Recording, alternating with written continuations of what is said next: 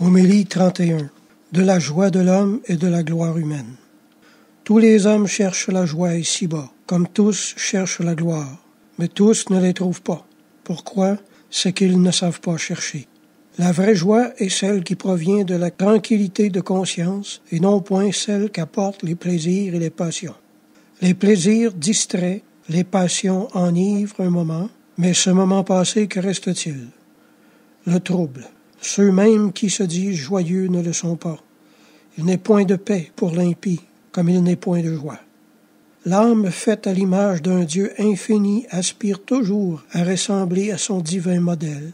Il n'y a donc de vraie joie qu'en Dieu. De même aussi qu'il n'est de vraie gloire qu'en Dieu. La gloire, c'est l'éclat du bien, c'est la splendeur de la vérité. Dieu seul, qui est la lumière indéfectible et la bonté inépuisable, peut nous communiquer un rayon de sa gloire, et il nous l'a communiqué par la parole faite chair. La gloire du monde n'est le plus souvent qu'une fumée qui passe, un vent qui tombe, un plat qui se brise, une écume qui disparaît. La gloire du monde est au dehors, celle de Dieu au dedans. Cherchons donc la joie et la gloire au dedans de nous-mêmes et en Dieu. Le contraire de la paix et de la joie intérieure, c'est le trouble et l'inquiétude de conscience. Cette inquiétude habituelle dégénère facilement en scrupule. Le scrupule est une crainte exagérée de commettre des péchés en toutes sortes de choses. Il y a dans le scrupule un défaut de jugement et un manque de droiture.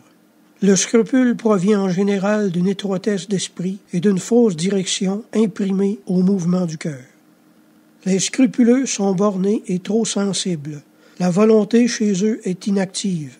Les impressions seules agissent. Et comme elles sont aveugles, elles demeurent sans assurance. Ces remèdes, le premier est tout indiqué, c'est de vouloir. Vouloir se guérir des scrupules, c'est presque en être guéri.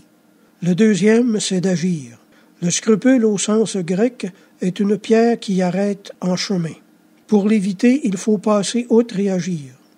Le troisième, enfin, c'est d'obéir et de s'en remettre au confesseur et au directeur. Amen.